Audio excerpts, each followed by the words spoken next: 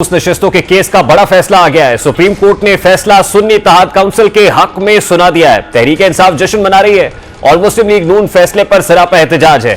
Supreme court के 13 रुकनी bench ने सुन्नी इत्तेहाद council की मखसूस नशिस्तों के केस का महफूज फैसला सुनाते हुए पेशावर हाईकोर्ट और इलेक्शन कमीशन के फैसले को कलअदम करार दिया और कहा कि तहरीक इंसाफ मखसूस नशिस्तों की हकदार है।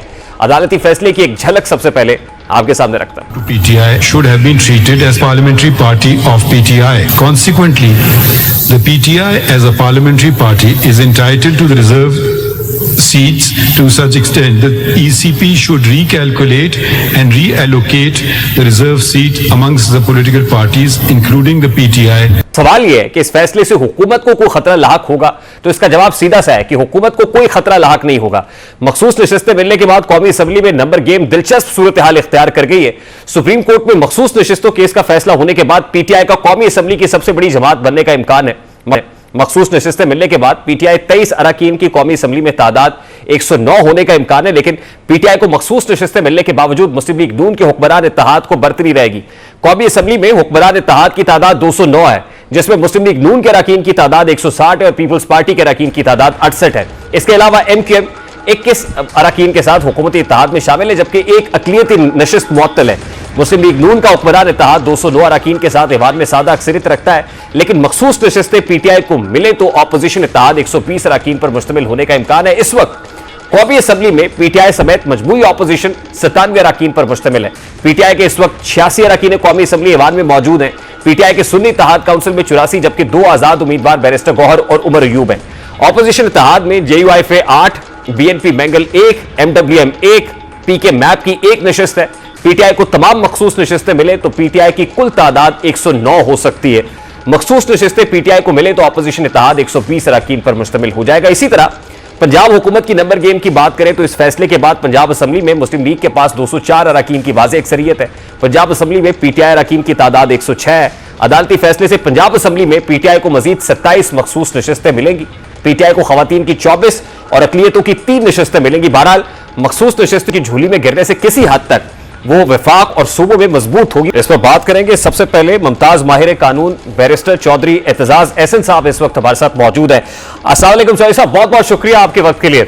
सर, सबसे पहले तो बड़ा सादा सा सवाल है, ऐसा ही डिसीजन आप एक्सपेक्ट कर रहे थे सुप्रीम कोर्ट ऑफ पाकिस्तान से जो आज रिजर्व सीट्स केस में आया? देखिए, बात ये थी,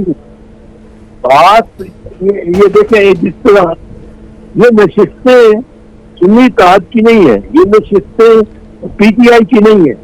इसी में मिसाल देता हूँ, जो बल्ले के निशान का केस था, उसका फैसला इस बुनियाद पर किया गया और चीफ जस्टिस का इस बुनियाद पे किया गया कि ये निशान पार्टी का निशान, और पार्टी के अगर 10 के बाद कोई इलेक्शन नहीं कराते पार्टी का, इंट्रा पार्टी, या वो इलेक्शन कराते हैं और उसमें धांधली करते हैं, सबके सब अनअपोज्ड हो जाते हैं, जो बाकी पार्टीज में भी, नून लीग में भी सभी अनअपोज्ड हुए हैं, पर सबके सब अनअपोज्ड हो जाते हैं, या वो और बेहतर करते हैं, फीसें नहीं लेते जो वोट डालने वाले की फीस है, तो इसलिए ये निशान पार्टी से ले लिया जाए। पर पार्टी का निशान ही नहीं है, निशान तो वोटर का है।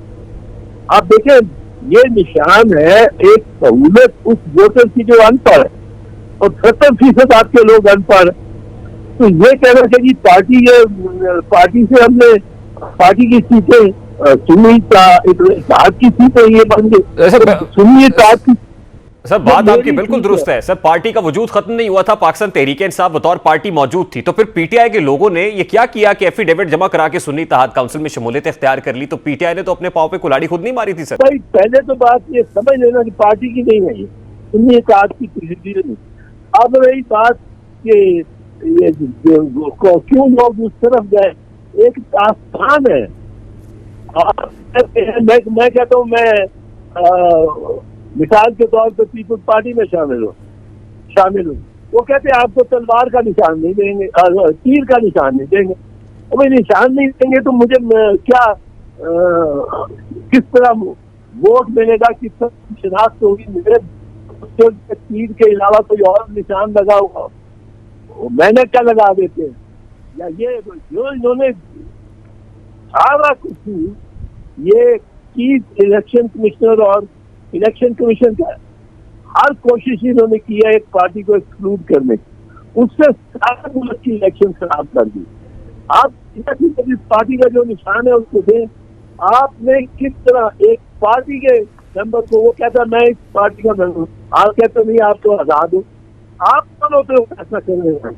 अगर आपने उनको आजाद कर दिया तो फिर वो सुन्नी तहरीक में चले गए तो क्या कसूर किया उन्होंने? तो चौधरी साहब अगर election commission is all responsible for this फस एंड केओस, तो सुप्रीम कोर्ट ऑफ पाकिस्तान को इस जिम्मेदारी का तयन अपने फैसले में नहीं कर देना चाहिए था, या कोई कानूनी तौर पर कोई कार्रवाई against election commission of Pakistan उसका तयन इस फैसले में नहीं होना चाहिए था? होना चाहिए था, हथकड़ी लगनी चाहिए थी उनको, इलेक्शन कमिश्नर को और इलेक्शन कमीशन वालों को। और बिल्कुल साफ इन्होंने गवर्नमेंट की फॉर्मेशन को गलत हाथों में दिया। ये आर्टिकल 6 किस तरह लगता है, जो गवर्नमेंट की को तो टेक ओवर करता है, गवर्नमेंट को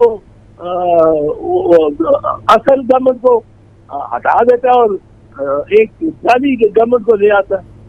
ये आर्टिकल 6 का केस है, इसमें ये सब दर सुनतनियां कर रहे हैं कि फलां पार्टी ने उस मेंबर ने टिकट क्यों मांग लिया दूसरी पार्टी का। भैया आपने उसको कहा तुम इंडिपेंडेंट हो, हम नहीं मानते तुम्हें, हम ना तुम्हें निशान देंगे ना तुम्हें कोई ये दर्जा देंगे पार्टी का, आप इंडिपेंडेंट हो। वो तो इलेक्शन कमीशन ने कह दिया।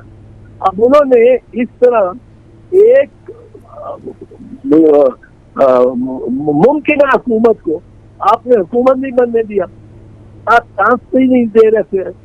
आर्टिकल 6 मैं अगर हुकूमत को गिराता हूँ, मेरे में ये ताकत है और मैं अपनी हुकूमत बना लेता हूँ, तो आर्टिकल 6 लगता है। चौधरी साहब तो आर्टिकल 6 लगता है। चौधरी साहब तो फिर वो जो एफिडेविट्स जमा कराए में पीटीआई के लोगों ने अब प्रोसेस किया है, वो एफिडेविट्स वापस लेंगे इलेक्शन कमीशन से और फिर कहेंगे कि अब हम पीटीआई से का कंसीडर किया जाए, पार्टी डिक्लेरेशन हमें इशू किया जाए। सबसे पहले वो एफिडेविट्स बयान हल्फी वापस होंगे? हाँ वापस होंगे, वो बयान हल्फी तो कैंसिल कर दिया सुप्रीम कोर्ट ने, और सही किए। अगर पता लगे किसी को कि मेरे से ये जबरदस्ती या मेरी ऑप्शन सारी खत्म करके और मुझे एक ही तरफ भेजने की जाने की एक ही के लिए ये एफिडेविट दिया गया है मेरे से, और मेरे पास और रास्ता ही कोई नहीं है, जो हर तरफ तीरंदाज खड़े हैं इस रास्ते से गुजरे टाइम वैली से, तो आपको ये मौका मिलेगा। आपका एफिडेविट कोई अहमियत नहीं रखता, आपको फ्रेश आपको एफिडेविट देने की। हाँ आज अगर कोई इंडिपेंडेंट से नहीं जाना चाहता पीटीआई में, उसको मजबूर नहीं किया जा सकता कि आप पीटीआई में जाए।